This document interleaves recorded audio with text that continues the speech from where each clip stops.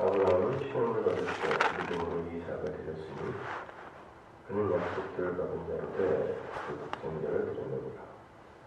그에게 이미 말씀하시기를 네 자손이라 칭할 자는 이삭으로 말미암으리라 하셨으니 그가 하나님이 이미 이삭을 죽은 자 가운데서 다시 살리실 줄로 생각한지라. 유컨대 그 죽은 자 가운데서 도로 받은 것이니라.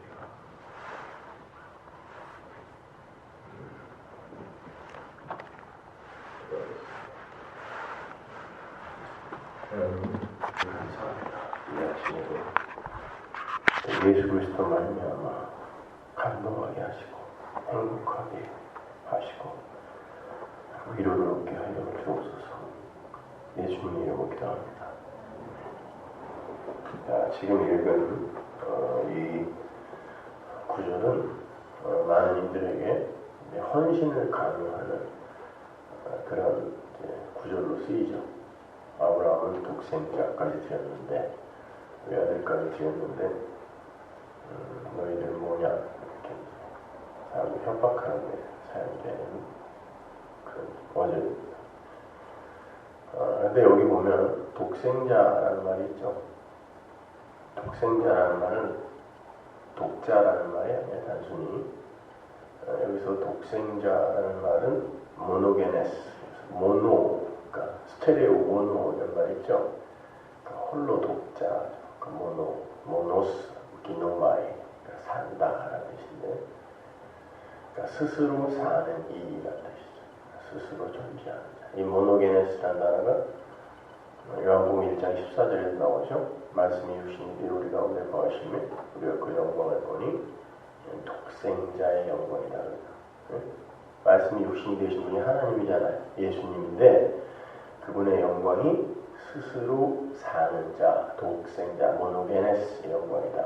이 단어는 또 3장 16절에서 하나님이 세상에 이처럼 살아와서 독생자를 주셨으니 해서 또 나오는 단어, 모노게네스. 그러니까 독자는 아니에요. 그러니까 창세기 23장에 보면은 하나님께서 아브라함에게 네 독자를 드리라 그러죠. 독자를 바쳐라. 그건 외아들이라는 뜻이고, 여기에서는 히브리서에서는 신약에서는 그 독자를 독생자, 그러니까 이게 출애굽기에 나오는 스스로 있는 자라는 말과 똑같은 말이에요. 그러니까 하나님이라는 뜻입니다. 쉽게 말해서. 근데 아브라함 창세기에서는 아브라함과 이삭이 이제 아버지와 아들로 나오죠. 근데 히브리 사람들에 있어서 아버지와 아들은 동격입니다. 그러니까 아브라함에게 이삭 아들을 바치라 그런 건 너 죽이겠다는 뜻이에요. 그 말이. 아버지와 아들은 동격이란 말이에요. 그러니까 네 아들을 바치라는 건 너를 나에게 바치라는 뜻이에요. 그러니까 아들의 심장에 칼을 꽂으라는 건 네 심장에 칼을 꽂으라는 말과 똑같은 거거든요. 근데 히브리서에서는 그 아들 이삭을 독생자라고 해서 성자 하나님이라고 표기를 한단 말입니다. 모노게네스, 스스로 있는 자. 그러니까 아브라함과 이삭의 이야기는 성부 하나님과 성자 하나님의 비유적인 이야기였다라는 것을 이제 신약과 구약을 이렇게 뚫어보면 알게 되는 거죠. 그죠? 그러니까 아브라함의 그 이삭을 바친 모리아산의 이야기는 하나님이 그 독생자 아들을 우리를 위해 죽이신 십자가 사건을 이야기하는 것이 교인들에게 협박해서 헌신이나 헌금을 강요하는데 사용된 그게 이제 구약에서 말하는 거짓 교사, 거짓 선지자들이죠. 에스겔서나 뭐 여러 그 성경에 보면 거짓 선지자들이 이렇게 양의 털을 깎아먹고 고기도 취해먹고 뭐 그런다 그러죠. 네? 그리고 예수님은 구약에서 그러니까 신약에서 구약을 절도요 강도라고 하지 않습니까? 그게 무슨 뭐 거짓 교사 선지자들이 그냥 거짓 목사들이 교인들의 돈을 탈취하고 있다고 얘기는 아니고 여기에서 이제 구약적인 설교는 어떻게 해야 돼? 너희들이 하는 만큼 하나님은 너에게 보상해 줄 것이다가 율법주의잖아요. 그죠? 그렇게 해서 사람들의 털과 고기를 이렇게 착취하는 거예요. 그렇게 함으로 말미암아 가르친 나의 세력이 커지는 거. 어? 그럼 뭐 유치하게 뭐 돈이나 뺏고 뭐 이런 걸로 생각하시면 구약은 절도요 강도예요. 왜? 하나님의 은혜 아래에서 정말 자유롭고 그리고 그분께 감사와 찬송을 드리며 행복하고 기쁘게 살 수 있는 자들에게 그들의 털과 고기를 이렇게 허비하게 만드는 거예요. 그래서 그런 의미에서 절도와 강도라고 하는 거예요. 그렇다고 뭐 이제 아무것도 안 해도 되는가 뭐 자꾸 이제 그따구 소리를 하는데 여러분 한번 생각해 보세요. 사람들이 왜 가치 있는 일을 하려고 그러죠? 뭐 헌신이나 헌금이나 다 이게 가치 있다고 생각하니까 하는 거죠. 왜 가치 있는 일을 하려고 그래요? 가치 있는 일을 해서 그 가치 있는 일을 하는 나의 가치를 챙기기 위함입니다. 그죠? 근데 목사가 여기에서 당신들이 하는 일은 하나님이 하나도 안 받으십니다. 예수만 받으십니다. 그러면 금방 무슨 생각이 들어요? 그럼 그건 가치 없는 거네? 그런 생각이 들겠죠? 그때 믿음이 없는 사람은 어떻게 하겠어요? 그럼 가치 없는 일인데 가치 없는 일 해봐야 내가 가치 있는 자가 안 되니까 나는 그 가치 없는 일 안 하겠다. 개그가 됐네 갑자기. 그렇게 되는 거죠. 네? 가치 있는 일이어야 내가 하는데 이게 가치 없는 일이라니까 그럼 난 아무것도 안 해도 되겠네 이리로 가는 거예요. 그러니까 복음을 듣고 은혜의 십자가 설교를 듣고 그럼 난 아무것도 안 해도 되겠네. 이건 이미 자기가 하는 일에 가치를 부여하고 있는 가짜들인 거예요. 그들이요. 그러면 진짜 성도들은 어떻게 했어요? 이미 내가 가치 없는 자인데 가치 없는 일이면 어떠냐는 거죠. 그러니까 하던 일 계속 하는 거예요. 그러니까 맨 가짜 새끼들이 그냥 십자가 얘기하면 막 살아도 돼요? 있다고 나오는 거죠. 막 사는데 뭔데 막 살아도 돼요? 아브라함이 이삭을 바친 건 하나님이 그 모리아 사건에는 이중적인 그 상징이 들어가 있다 그랬어요. 제가 창세기 강의할 때. 그죠? 그러니까 이삭은 우리를 대표하는 죽어야 할 자, 그 죽어야 할 자들을 대표하는 것이기도 하지만 우리 때문에 죽으시는 예수를 모형하는 것이기도 해요. 그래서 일단 이삭이 아버지에 의해 자기가 죽을 나무를 짊어지고 모리아산, 이게 시온산이죠. 시온산에 뭐가 있어요? 예루살렘 위에 골고다가 있단 말이에요. 그러니까 골고다란 말이에요. 모리아산은. 그러니까 골고다에 자기가 죽어야 할 나무를 지고 올라가는 아버지의 장자, 독생자가 있는 거예요. 그래서 올라가는 거예요. 올라가는데 아버지가 묵습니다. 그리고는 아버지 왜 그러세요? 그랬더니 너는 죽어야 되겠다. 그게 아버지의 뜻이다. 그랬더니 아들이 순순히 적어도 사춘기는 지났을 거예요. 번제해야 할 나무를 다 짊어질 정도면 애는 못 지고 올라가는 거니까. 그럼 100살이 훨씬 넘은 아버지를 힘으로 제압할 수 있다 없다? 있습니다. 그런데도 불구하고 순순히 묵인. 그리고는 아버지의 눈을 똑바로 받겠죠. 저는 가끔 그런 생각하면 그냥 이게 뭐 너무 신파적이다 생각할 때도 있지만 눈물이 날 수가 없어요. 아들이 자기를 향해 그 칼을 들고 있는 아버지의 눈을 바라보는 거예요. 100살에 낳았으니 얼마나 애지중지 키웠겠습니까? 그리고 그 아들의 그 사랑을 받은 아들은 그 아버지가 생명처럼 여겨지게 돼 있어요. 저도 그냥 요즘 뭐 힘들고 어려울 때마다 생각나는 분은 아버지밖에 없어요.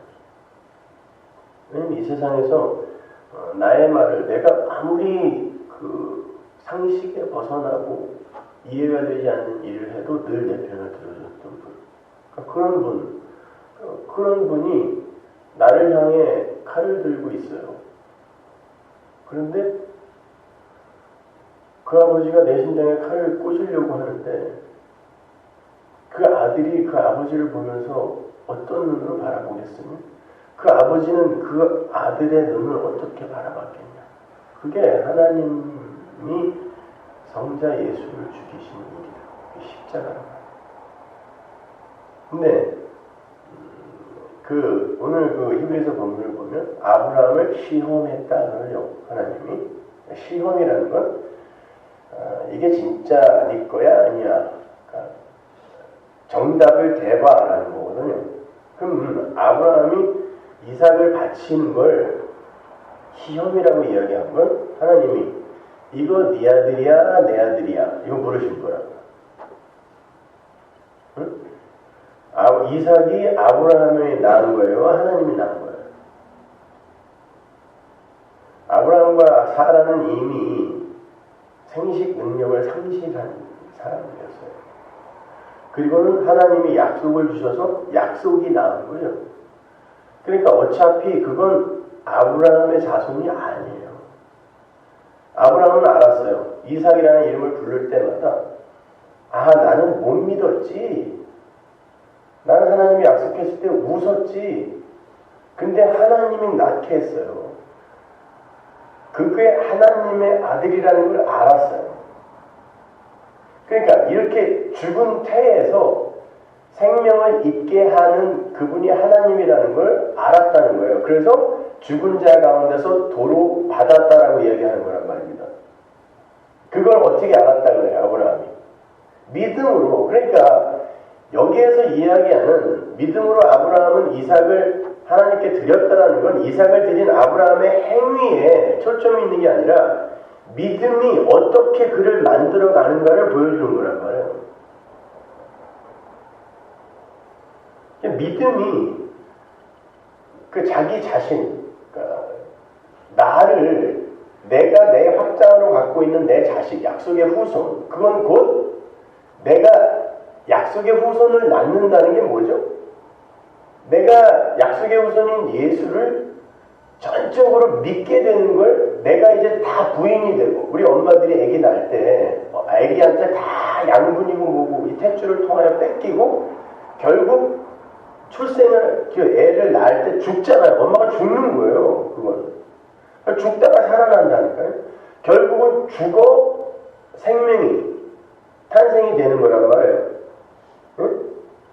그러니까 우리가 후손을 낳는다는 건, 약속의 후손을 낳는다는 건, 예수를 낳는다는 건, 그게 이제 계시록에 나오는 여자가 철장을 든 아이를 낳는 사건이란 말이에요. 그거는 내가 전혀 아무것도 아닌 이 옛 육적 자아가 다 부인되는 과정을 겪고 결국 예수만 믿게 되는 걸 후손을 낳는다 그래요. 그런데 그게 내가 무슨 능력이 있어서가 아니라 하나님의 약속으로 그렇게 되었다가 아브라함이 이삭을 낳은 사건이란 말이에요. 이해가 되세요? 그러니까 그렇게 내가 이삭을 낳은 게 예수를 믿게 된 게, 그리고 새롭게 예수 안에서 이제 하늘의 장자가 된 것이 하나님께서 은혜로, 전적인 은혜로 나에게 허락하신 것이다라는 것을 알게 된 게, 전적으로 하나님이 은혜로 믿음을 나에게 주셔서 선물로 주셔서 된 것이다를 아는 게 내 심장에 칼을 꽂는 거란 말입니다. 난 아니구나. 이게 전적인 자기 부인의 절정, 그것이 이삭, 나를 죽이는 거란 말이에요. 그것이 아브라함과 이삭의 이야기지 절대로 무슨 우리가 헌신을 강요하거나, 여러분 이 썩은 몸뚱아리를 하나님이 왜 받으십니까? 네? 여러분이 하나님을 위해서 할 수 있는 일이 뭐가 있어요? 예수님도 그러잖아요. 하나님의 일이 뭡니까? 그러니까 예수님 믿는 거라 그러잖아요. 근데 우리는 하나님의 일을 자꾸 도와드리겠다라고 하는 거예요. 무슨 일을 어떻게 도울 거냐고요, 도대체가. 뉴욕, 뉴저지 집회 가니까 선교사님들이 이렇게 많이 오셨더라고요. 코스타리카에서도 오시고, 유카탄에서도 오시고, 코트디부아르? 그런 나라도 있어요. 하여튼. 근데 그 선교사님들이 어떻게 왔냐면, 저는 깜짝 놀란 게 말이죠. 유카탄 같은 데 있는 그 선교사님들이 30명 이상 되는데, 한국 선교사님만. 근데 세상에 그 선교사님들이 우리 그 교회 그 책과 설교를 갖고 일주일에 한 번씩 선교사님들이 모여서 성경 공부를 한대요. 아니 그분들이 성경 공부를 그렇게 해서 거기에서 선교를 이제 진짜 올바른 선교를 한다라는 생각을 하니까 제가 가슴이 뛰는 거죠. 그 코스타리카에서 오신 그 선교사님은 설교를 듣다가 내가 그럼 도대체 50년 동안 뭐 한 거냐고 여기서 엎드려갖고 통곡을 하는데 1시간 동안 물음을 그치라. 나는 그동안 뭐 한 거냐. 내가 이단 중에 괴수였다고 그런 일들이 일어나다니까. 그러니까 그분들이 같이 식사를 하는데 일률적으로 하는 이야기가 뭐냐면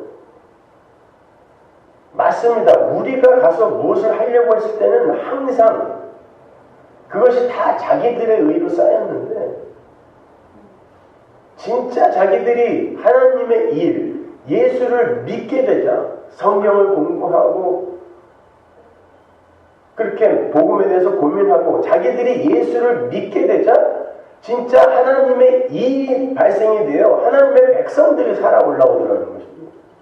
그게 일이라니까요. 근데 무슨 헌신들을 하겠다는 것도 모르겠어요. 헌신을 하겠다는 것 자체가 나는 하나님께 드려질 만한 가치가 있다는 게 전제되는 거 아닙니까? 하나님은 솔직히 말해서 여러분의 기도도 안 받으세요. 아니 기도할 바를 알지 못하는 자들이 하는 기도를 왜 받냐고요. 하나님이 그 안에 있는 말할 수 없는 탄식으로 기도하는 성령의 기도만 받으신다니까.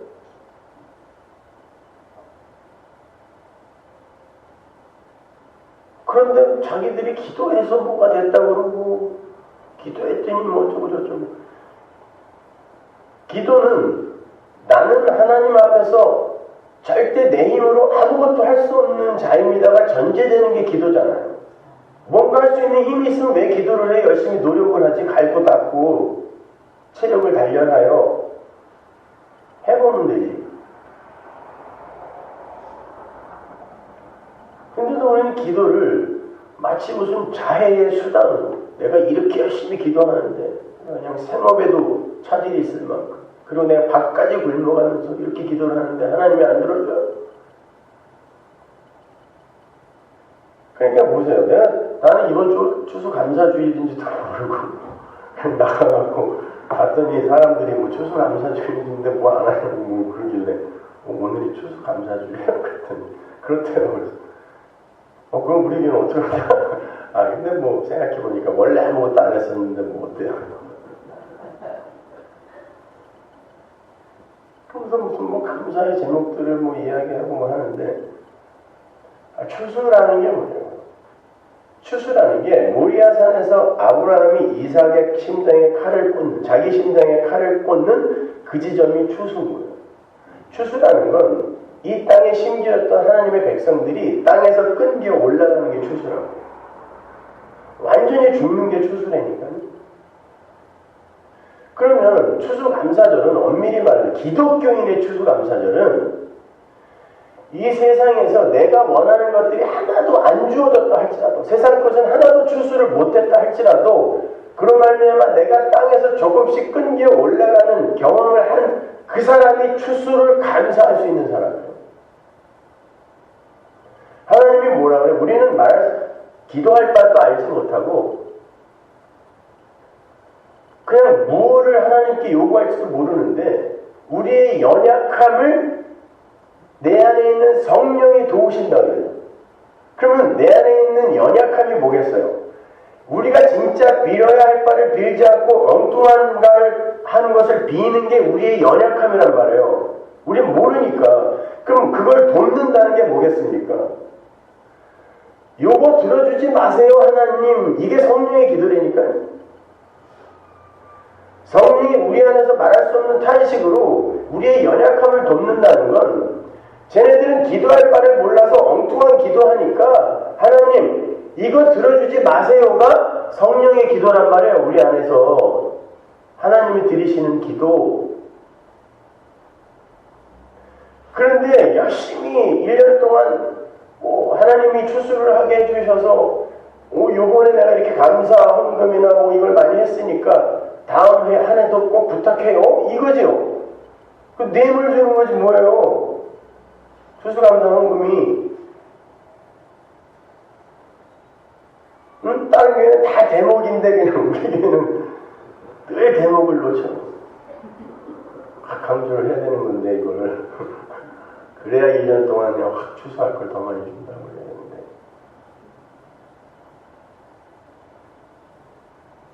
그러니까 뭘 감사하는 거냐고요. 그러니까 예배당 안에서 다 무당부타는 거죠. 그게 샤머니즘이지 뭡니까?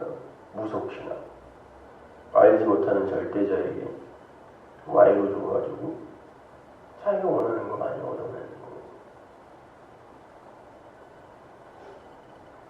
아니란 말입니다. 이렇게 우리가 약속의 후손을 낳는다는 건 결국 하나님 이 후손은 내가 낳은 거 아니네요를 고백하는 거. 이게 신앙의 절정이에요.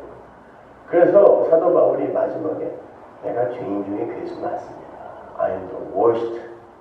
그리고 죽은 거예요. 그리로 가는 길에 그게 하나님을 믿는 거잖아요. 응? 그들이 하나님의 은혜를 안 되니까요. 아니 여러분 왜 아버지가 탕자한테 가락지 껴줬죠? 그거 인감 도장이에요. 아버지 인감 도장.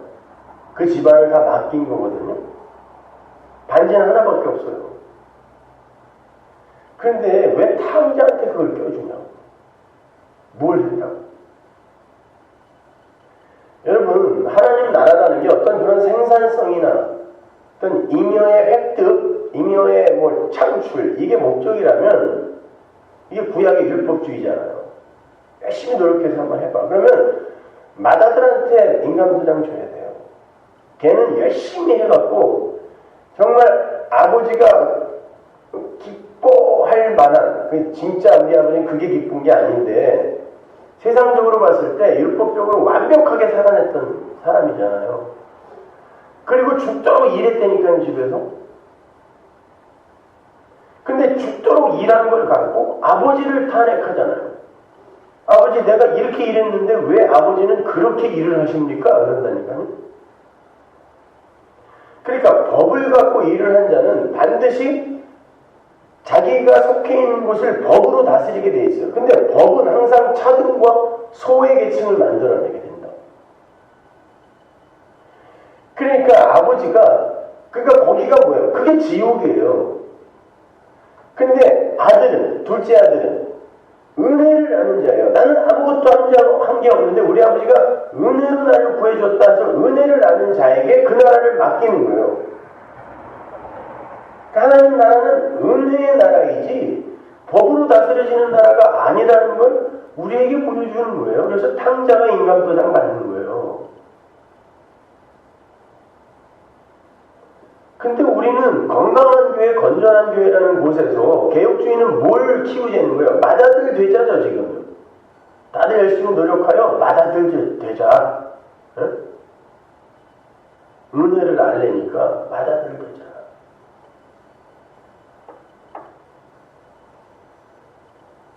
아니란 말입니다. 여러분 우리는 절대로 하나님 앞에서 자기의 가치를 주장할 수 없는 자가 되어야 됩니다. 점점. 그게 이삭을 바치는 일이에요.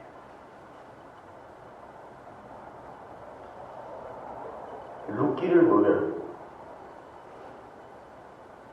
도대체 아이를 낳을 수 없는 여자에게 후손이 생기는 게 룻기죠. 그죠? 남편이 죽었으니까. 근데 보자고요. 룻기를 보면 나옴이라는 여자가 룻이라는 여자가 나오는데 사실 둘은 그냥 같은 여자라고 보시면 돼요. 나오미가 예루살렘에서 나가서 베들레헴에서 나가서 이방 땅에 가서 어떤 여자를 베들레헴으로 데리고 와서 거기에서 후손을 낳는 이야기가 룻기잖아요. 이 성경을 읽어봤어야 지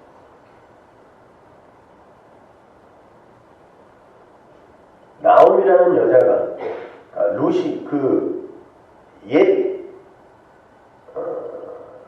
구약의 옛사람, 구원받은 자의 역사 속 인물이라면 루시라는 여자는 이제 구원받은 영적인 새 사람으로서의 성도라고 생각하시면 돼요. 나오미가 예루살렘에서 이방 땅으로 가서 그 룻과 똑같이 남편을 잃죠.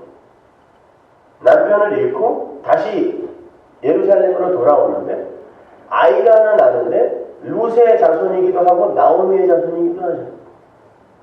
룻이 낳는데 나오미의 아들로 만들어주잖아요. 같은 이야기란 말이에요. 무슨 이야기냐면 이방 땅에서 모압 땅에서 그렇게 이방인으로 죽어야 할 그 여자가 바로 예루살렘에서 율법 지키면서 열심히 살고자 했던 이 여자라는 뜻이에요. 똑같은 놈들이라는 뜻이에요. 이게 이스라엘이나 이방인이나. 그러니까 가서 이들이 어떻게 예루살렘으로 돌아오냐면 베들레헴으로 돌아와서 기업을 물으냐면 남편이 죽고 그 남편이 죽음으로 말미암아 이 사람들이 완전히 그 당시에 과부는 그냥 시체라고 보시면 돼요. 그래서 과부와 고아 그러면 죽은 자 어떤 도움이 없으면 그냥 죽어있는 자라고 보시면 돼요. 그래서 과부와 고아를 도우라고 구제를 이렇게 이야기하는 거예요. 구제도 사실은 십자가를 이야기하는 거예요. 죽은 자를 살리는 거예요. 그건 지금의 과부와 고아하고는 달라요. 과부가 돼서 완전히 죽어서 남편이 죽음으로 말미암아 죽은 자가 되어 거룩한 성이 있는 곳으로 들어오는 거예요. 이게 들어와서 이제 남편이 죽음으로 말미암아 우리의 남편이 죽잖아요. 남편이 죽어서 우리가 이제 하나님 나라로 들어와요.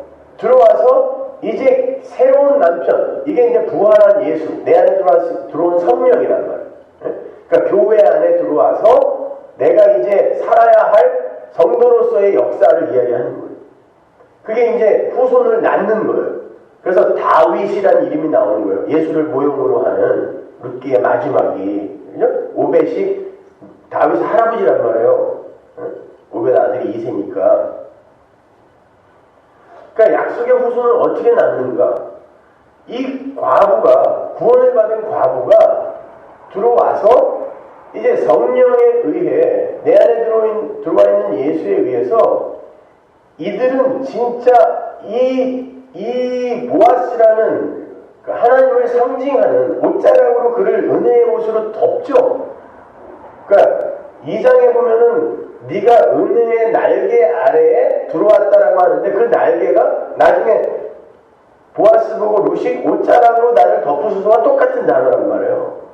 그러니까 하나님의 이야기란 말이에요. 하나님과 성도의 이야기. 그러니까 죽어야 할 자가 와서 하나님의 백성이 되어서 역사 속에서 어떤 일을 경험하냐면 나는 하나님이 옷자락으로 그렇게 은혜로 덮지 않으면 절대 믿을 수 없는 자였구나를 배우는 거예요. 그래서 보아스가 기업 물을 자라고 하는데 기업 물을 자라는 게 기업을 도저히 사라처럼 아브라함처럼 자식을 낳을 수 없는 자에게 기업, 자식을 후사를 주겠다는 거예요. 그게 보아스 이야기란 말이에요. 그래도 그들이 자식을 낳는데 완전히 순전히 보아스의 은혜로 말미암아 낳게 돼요. 근데 보아스와 룻이 어디서 만나요?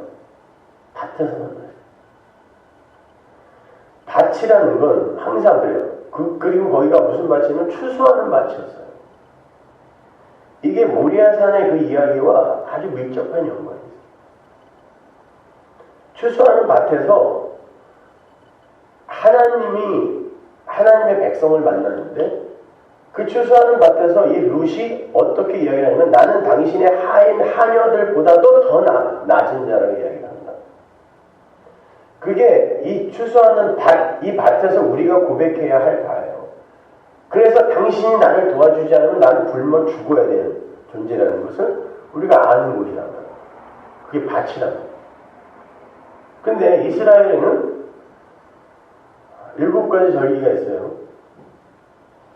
6월절, 이스라엘의 1월이죠, 그죠? 그 이스라엘의 1월은 우리 이제 3, 4월 정도 되는 거고, 그 당시 밀력으로, 애국에서 쓰던 밀력으로는 7월인데, 근데도 불구하고 그냥 그 1월 1로 해라, 하나님이 그렇게 바꿔줘요, 달력을. 이스라엘의 달력. 왜냐면 7이라는 숫자, 그러니까 하나님의 그 안식의 숫자, 창조의 숫자 7을 채우기 위해서. 그래야 7월달, 이스라엘의 7월달이 나팔절, 수장절, 속죄일, 이게 7월이 되기 때문에 굳이 이걸 1월로 맞추는 거예요.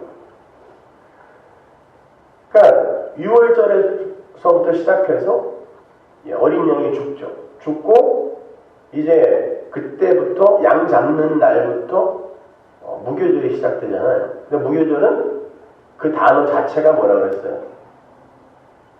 땅에 묻은 것을 기념하는 날이 무교절이에요. 그 단어 자체가 히브리어로. 그러니까 근데 하나님이 무교절에는 뭐 하라 그러냐면 떡을 사흘 동안 땅에 묻었다가 나흘째 되는데 꺼내 먹으라 그랬어요. 6월절에 예수가 죽고 무교절 동안 무덤에 갇히는 거죠. 그리고 그게 예수님이 살아 올라오셔서 그 다음 날이 초실절이에요. 첫 열매.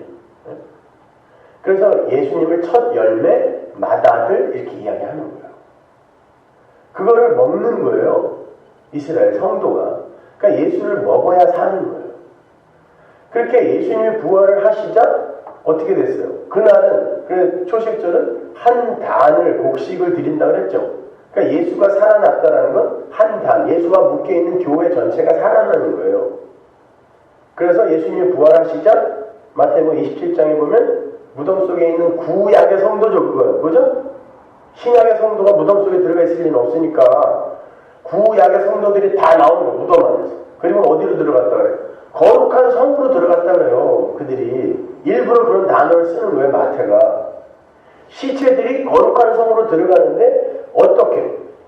초실절날 혼자 살아나신 예수가 그들을 묶어서 쫙 끌어올린 거예요. 무덤에서. 이게 구원이라고요. 그들이 무덤에서 뭘 했겠어요? 무슨 도덕과 윤리를 그렇게 잘 지켰겠냐고요. 무덤 안에서. 이게 우리가 이번 주에 공부할 부분이에요. 우리가 아직 원수 되었을 때, 죄인 되었을 때에 죽으신 거라니까요.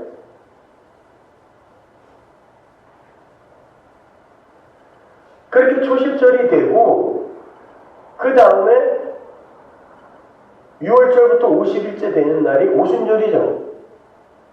그러니까 초실절에는 가을에 심었던 보리를 겨울 내내 밟다가 봄에 추수하는 거예요. 그러니까 3, 4월이니까 우리 걸로요. 그때 보리가 첫 수확이 된다고요. 그 다음에 유대인들은 가을에 밀도 심었어요. 밀도 심어서 요거는 보리보다 한 달 후에 추수를 했는데 요게 오순절이에요. 그래서 오순절을 맥추절이라고 한다. 그러니까 오순절날 이제 초실절날 구약의 성도들이 확 일어나고 오순절날 신약의 교회가 같이 또 확 일어나는 거예요. 그죠?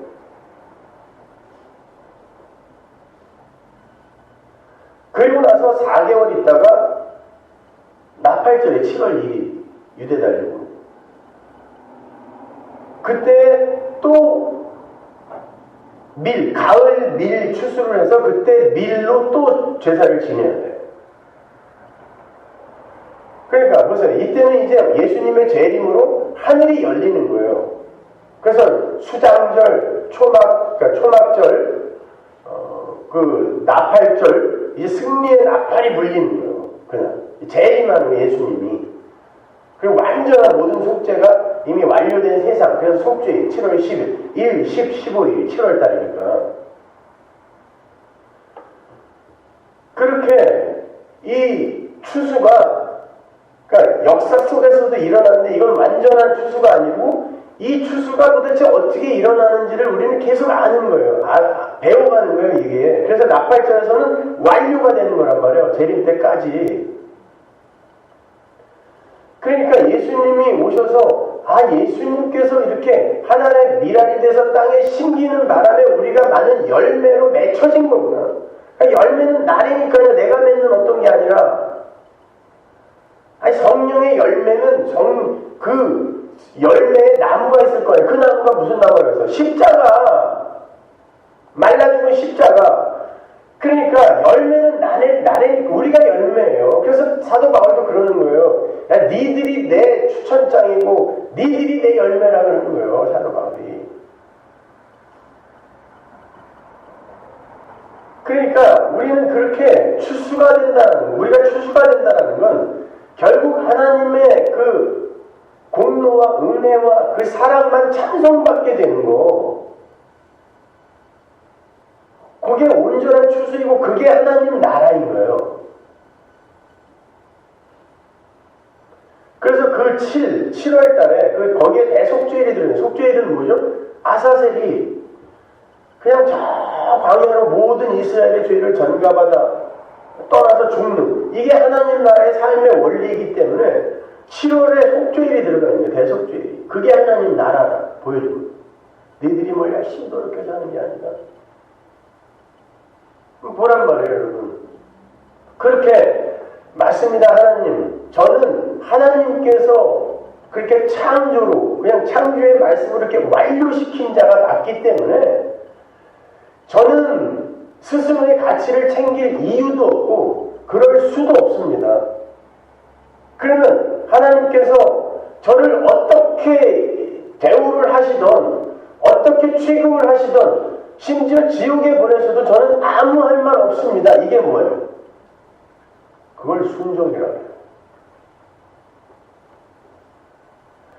순종은 여러분이 힘을 발휘해서 뭔가를 해내는 게 아니라 하나님이 저를 어떻게 취급하시고 대우하셔도 저는 아무 할 말 없습니다. 라는 이 진지한 고백을 하는 것입니다.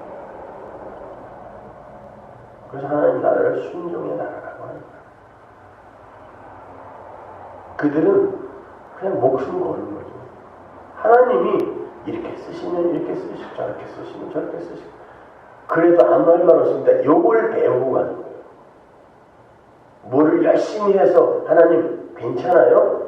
상 받을만 해요? 이게 아니라, 근데 오늘날 건강한 개혁주의가 전부 이리로 갈리니까. 그러니까 내가 속상합니다. 가장 건강하다는 자들이 가장 마귀적인 가르침을 가르치고 있는 거예요.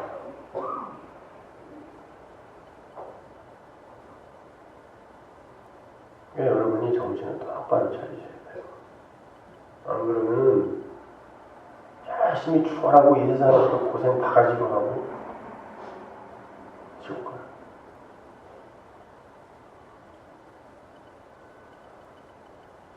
제가 그런 기사를 봤어요.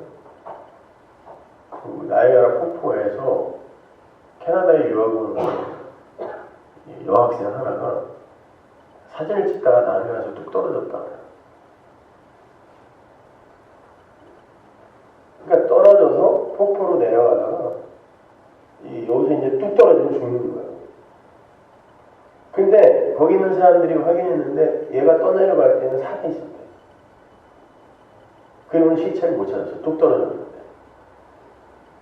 제가 그 기사를 보면서 그런 생각을 했어요. 걔가 거기서 떠내려가면서 무슨 생각을 했을까? 분명히 저 폭포를 보면서 사진을 찍었는데 나는 이제 일로 떨어지면 죽는다는 걸 알아요. 근데 떨어졌어. 사력을 다해서 올라가려고 하겠죠. 떨어지면 죽으니까요. 근데 그 물살을 이길 수 있는 그 어떤 수영선수도 그걸 못 이겨요. 그 물살은. 그 위로 올라가 있을 땐 살아있는 자였는데 거기서 떨어지자마자 어떤 과정을 흘러가야 돼요. 근데 이 사람은 이미 저 밑에 폭포가 절로 떨어지면 죽는다는 걸 알았기 때문에 사력을 다해서 위로 올려가려고 애를 써요. 요걸 성도의 지향성이라고 해요. 성도는 저 위로 올라가야 산다는 걸 알아요. 세상 사람들은 그냥 흘러가다가 죽어요. 죽은 물고기는 항상 물을 따라 흘러가게 돼 있어요. 산 물고기는 절대 물결 따라 흘리지 않아요.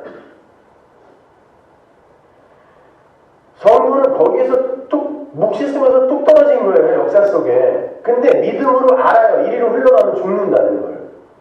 그 안에 하나님 성령의 소원을 두고 행하시기 때문에 위로 올라가려고 지향성 생겨요. 근데 능력이 안 되는 거예요. 이게 로마서 7장이에요. 자꾸 뻥뻥 떨어져나요.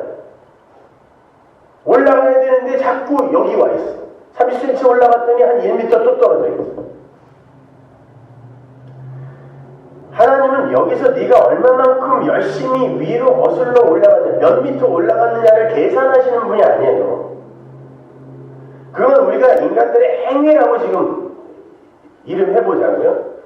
몇 미터를 올라가는 게 중요한 게 아니라 지향성으로, 그것도 성령이 소원을 두고 행하시는 거니까 내가 하는 거 아니라고. 그것도 그런 지향성이 있는데 뻥뻥 떨어지는 걸 보면서 결국 사도 바울처럼, 사도 바울이 여러분 점도 없고 흠도 없는 삶을 살았다고 그랬잖아요. 자기가 스스로. 그러니까 얼마나 열심히 살았겠어요. 세상적으로 봤을 때 완벽한 사람이었는데 예수 믿고서 그냥 막 살았겠어요? 똑같이 살았다니까요. 그렇게. 그런데 예수 안 믿었을 때는 내가 흠이 없는 사람이었다라고 자기를 평가했는데 예수를 믿고 나니까 아니네, 이건 내가 이 거슬러 올라가려고 그냥 애썼던 거지. 그게 인간들의 보편적 자존심 챙기기라고. 이게 결국은 내가 거기 올라간 게 아니었구나. 계속 밀려 내려가서 그 열심조차도 자기 의로 챙겼잖아요. 그게 로마서 10장 2절이죠. 그죠? 열심을 했는데 내가 하나님의 의를 모르고 자기 의를 쌓아 보였다 깨달았단 말이에요. 그러니까 그동안 해놓은 게 다 죄진 거예요. 이 사람은 알고 나니까 이 폭포 끝에 자기가 와 있는 걸 아는 거예요. 내가 죄인 중에 괴수네. 오라, 이 사망의 것을 누가 날 건져내 주지? 여기서 떨어지면 죽는데 나 어떻게 해요, 하나님? 이게 성도의 마지막 고백이 되는 거예요. 그 고백을 하는 사람을 끌어올리는 걸 구원이라고 해요.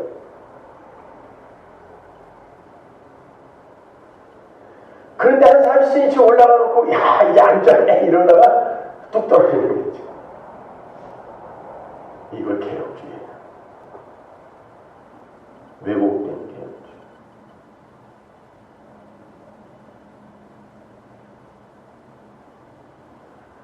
그러니까 성령이 소원을 두고 행하게 하시는 그걸 성도의 신실함이라고 해요.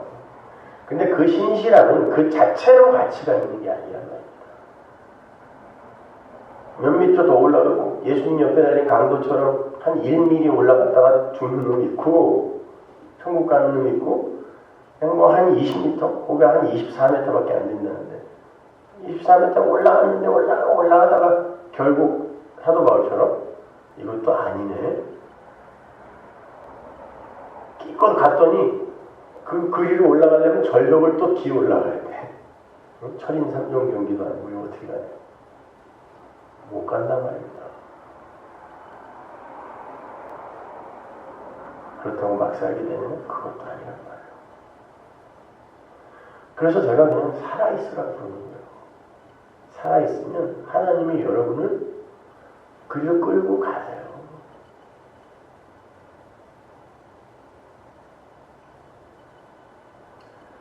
하나님의 은혜가 믿음이 우리를 강권한다라는 말이 뭐냐면 끌고 간다는 뜻이에요. 정확한 그 단어의 뜻은. 믿음이 여러분을 끌고 가는 거예요. 여러분, 솔직히 여러분에게 지금 천국 가세요 그러면 가겠어요? 그러니까 천국을 엉뚱하게 다들 그리고 있으니까 뭐 가죠 이렇게 얘기하겠는데 천국은 바실레이아 통치권이라고 했죠. 원래가 단어가 하나님 나라라는 것. 그러니까 하나님에 의해서 내 뜻이 완전히 묵살이 되고 하나님의 뜻에 의해서만 움직여지는 거예요. 그러니까 하나님이 지옥 가면 가야 되는 게 천국이에요. 거기가 가라 그러면 가겠냐고요. 이 육신 입고 있는 우리가 안 간다니까요. 그래서 어떻게 해야 돼요? 천사가 가서 룻을 끌고 가야 돼요. 그래도 아유 이거 괜찮은데 여기도 왜 자꾸 가자 그래요? 아니만 여기 있으면 죽어. 끌고 가는 거예요. 천국은 하나님이. 우리는 가기 싫어서 그냥 지금 어떻게 해서든지 여기다가 그냥 발 붙이려고 했어. 하나님은 아니야, 천국 가야지, 이거니까. 결국에는 나중에 자기 심장에 칼 꽂는 자로 만들어내.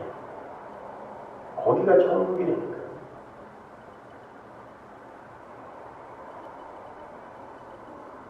확실히 다르더만. 뉴욕하고 뉴저지가 하고 거기는 진짜 어떤 내가 교회에 간 게 아니라 우리 그 인터넷으로 동영상으로 예배드리는 사람들만 온 거 아니에요.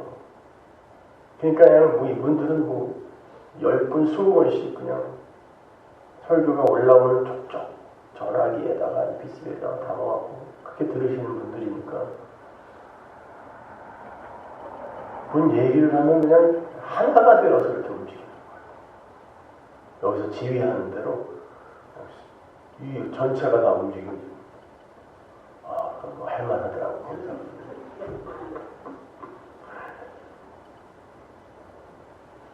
뉴저지 와서 개척하시다고. 그래서 이렇게 개척하는 사람들이 많아. 이분들도 그러는 거예요. 갈 데가 없어갖고 70명 여기 70명 여기 70명 이렇게 모여갖고 자기들끼리 그냥 하나 모여서 밥 먹고 자기들끼리 교제하고 어떻게 해야 돼요? 왜?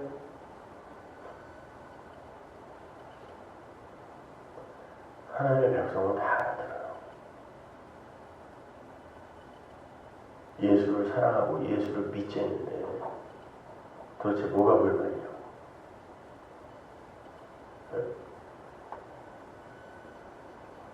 뭔 우리가 그 상 받을 만한 일을 할 수 있다고 그냥 상 얘기 안 한다고 삐져가지고. 아니 나의 구원, 나의 천국 그것 때문에 예수를 믿어준다면 도대체 그 예수님이 그 믿음 그 사람 받으시겠냐. 나 구원 안 해주고 나에게 천국 허락 안 해줘도 그 예수가 사랑스러워야 돼요. 그게 여러분이 역사 속에서 할 일이에요. 근데 우리는 예수를 사랑한다고 하는데 그 근거가 전제가 뭐냐면 그분이 날 위해 죽어줬기 때문에. 그러면 역시 지가 주인공인 거예요. 그거는 굉장히 어려운 거예요. 그러나 사활이 걸리는 중요한 겁니다. 이건요. 기독교는 인간의 중심이 아니라니까요.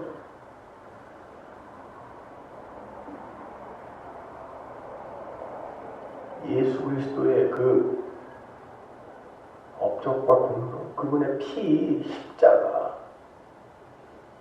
이걸 여러분이 반드시 알아보고 반드시.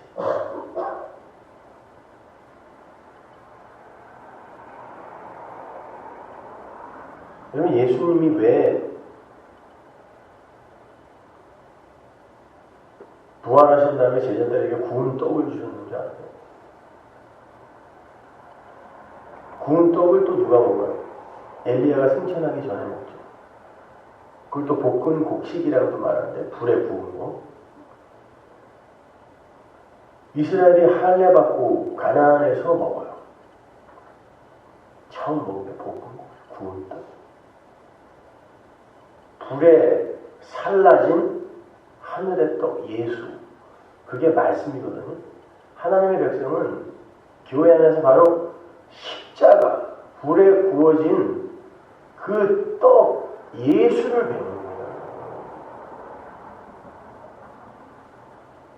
그리고 그 떡에 의해 내가 산다. 엘리야도 그 떡 의지하여 가요. 하나님의 사는 거. 그리고 승천한다니까요. 이스라엘도 그 볶은 곡식, 그 떡, 루트, 보아스의 밭에서 뭘 받아요? 볶은 곡식, 구운 떡 받아요.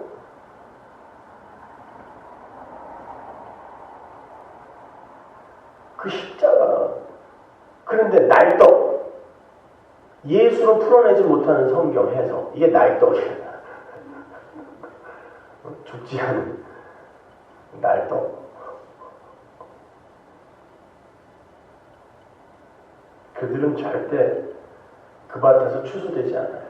예수님이 그러죠. 타작마당에서 알곡과 뚝전이. 타작마당이라는 건 밭인데 알곡과 가라지가 같이 자라고 있는 거예요. 근데 거기에서 알곡으로 이렇게 추수되는 자들은 바로 그 구운 떡의 의미를 아는 자들이에요. 이거 먹고 힘내라. 여러분은 예수 먹고 힘내야 되는 거예요. 여러분의 행위로 가치로 이렇게 쌓아서 야, 이 정도면 성숙된다? 아, 뿌듯하다. 은행에 돈 넣으면 그러잖아요. 이자가 오늘 얼마나 올랐어? 어휴, 주식에다 묻어놓은 사람, 어휴, 주가가 왜 이렇게 올랐어? 힘이 나죠, 그냥. 그게 아니라 성도는 예수로 힘이 나요.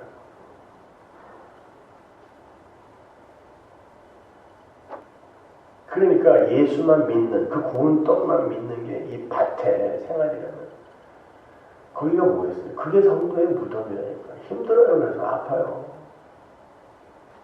아브라함이 뭐 사죠? 겨우 하나 사죠. 가나안 땅에서. 밭 사잖아, 밭.